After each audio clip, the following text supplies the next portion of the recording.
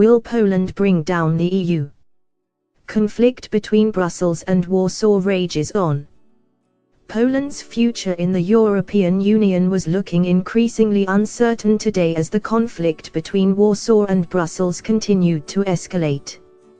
But is Poland determined enough to destabilize the Donald Tusk and Jean-Claude Juncker have mounted a political offensive against the government of Poland, targeting its internal judicial reforms and environmental policies. This month Mr. Tusk issued a dire ultimatum, saying Poland's place within the EU is currently under a question mark. The conflict is just one example of the EU attempting to stifle Euroscepticism by any means necessary, and despite Poland's belligerence, a political expert from the University of Opole, in southern Poland, does not believe that it has enough power behind it to put a dent in the EU. Professor Rafa Riedel told Express.co.uk, "I do not believe that Poland has the political and economic weight, despite it being the biggest new EU member and will be the biggest EU economy outside the Eurozone after Brexit, to affect the future of Europe's integration process. It is after all a peripheral country, which is quite fickle politically." According to the professor, as recently as 2 years ago there was an enthusiasm and integrative energy in Poland which gave the stagnant bloc a breath of fresh air, but today the country is becoming more of a deadweight for Brussels bureaucrats who are growing tired of its evident Euroscepticism. Professor Riedel added, "Poland needs the EU a lot more than the EU needs Poland, a fact that nationalist politicians in Warsaw seem to forget." Despite this dependence, Poland is still quite clearly rumbling the foundations of the EU, flaunting regulations and choosing to ignore an injunction from the European Court of Justice. Conflicts broadly cover two main areas.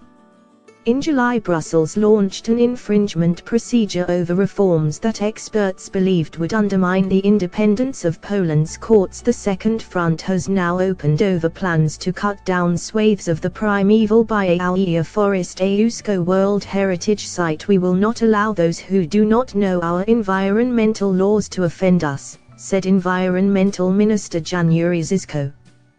The standoff has only bolstered the country's ruling elite, who are now ramping up a Polexit scenario to threaten the EU. "This Polexit is becoming quite likely," said Katarzyna Lubora, of the Modern Party.